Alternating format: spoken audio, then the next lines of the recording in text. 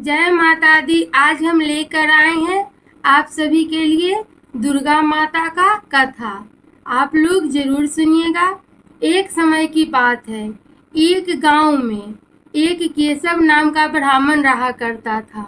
वो बहुत गरीब था। उसके 4 बच्चे थे, बीवी थे। रोज सुबह भीख मांगने के लिए निकलता और शाम को जब भीख मांग कर लाता तो उसी दाना से उसके घर में भोजन बनता, तो सब घर में भोजन करते। लेकिन केशव क्या करता, जब भी भीख मांग कर लाता उसी घर में भोजन बनता तो पहले अपने बच्चे को, बीवी को खाने के बाद ही माता का प्रसाद समझकर वो भोजन ग्रहण करता। कोई अतिथि भी आ जाता तो ये नहीं सोचता कि मेरे लिए भोजन बचेगा या नहीं, वो पहले अतिथि को भोजन कराने के बाद ही भोजन करता। एक दिन की बात है, उसके गांव में एक बहुत जानकार ऋषि मुनि आए। केशव का मन हुआ कि काश हम भी जाते, लेकिन वो उस दिन थोड़ा जल्दी लौट कर आ गया भीख मांगकर और मुनि जी से भेंट करने गया और मुनि जी को चरण पखारते हुए बोला कि हे मुनि, आप तो बहुत जानकार हैं, आप तो बहुत विद्वान हैं, आप मुझे बताइए कि मेरा दरिद्रता कैसे दूर होगी। मुनि जी को यह बात से बहुत दुख हुआ कि केशव इतना अच्छा ब्राह्मण है लेकिन फिर भी इसके घर में दरिद्रता छाई हुई है, तो इसको कैसे दूर करें। तो मुनि जी ने बताया कि जगत जननी मैया के 9 साल तक नवरात्रि करो। फिर केशव के घर में तो कुछ था नहीं और नवरात्रि के समय पूजा पाठ में लगा रहता, लेकिन थोड़ा थोड़ा करके उसी में से अनाज बचा कर रखता कि नवरात्रि में हम देवी माता को भोग लगाएंगे और पूजा करता। और जगत जननी मैया से क्या कहता, सुनिए।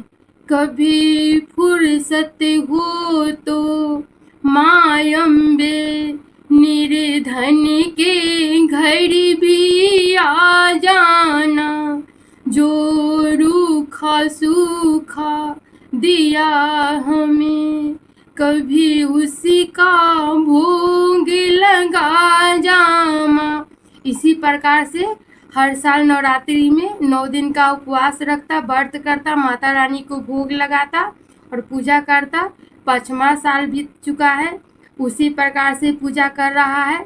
फिर क्या करता, अब 9 वर्ष हो चुका है नवरात्रि करते हुए और आधी रात को जगत जननी मैया आते हैं केशव के पास में। अब बोलते हैं कि बेटा केशव उठो उठो, अब तुम्हारा दुख दूर होने वाला है।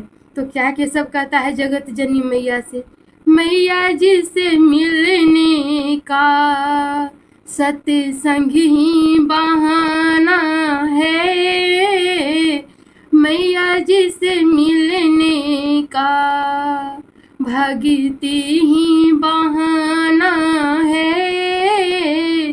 जम्मू के त्रिकुट पर वैष्णो माँ का ठिकाना है, पूजा हम करके भी मैया जी को बुलाया है।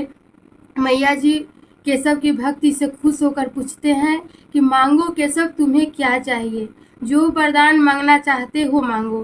तो जगत जननी मैया से केशव क्या कहता है कि हे माँ, मुझे इतना धन दो जिससे हम अतिथि का, ब्राह्मण का सेवा कर सकूं और अपने बीवी को, अपने बच्चे को अच्छे तरह से परवरिश कर सकूं। उससे ज़्यादा धन मुझे नहीं चाहिए। यही कहकर केशव चुप हो जाता है और जगत जननी मैया के चरण में गिर जाता है। जगत जननी मैया तथास्तु कहकर अंतर्ध्यान हो जाता है। इसी प्रकार से कल होकर केशव बहुत धन से भर जाता है, अमीर बन जाता है। उसी प्रकार से जगत जननी मैया का पूजा पाठ करते रहता है। इसी प्रकार से आप भी जगत जननी मैया का पूजा कीजिए और मेरा कथा को सुनिए और समझिए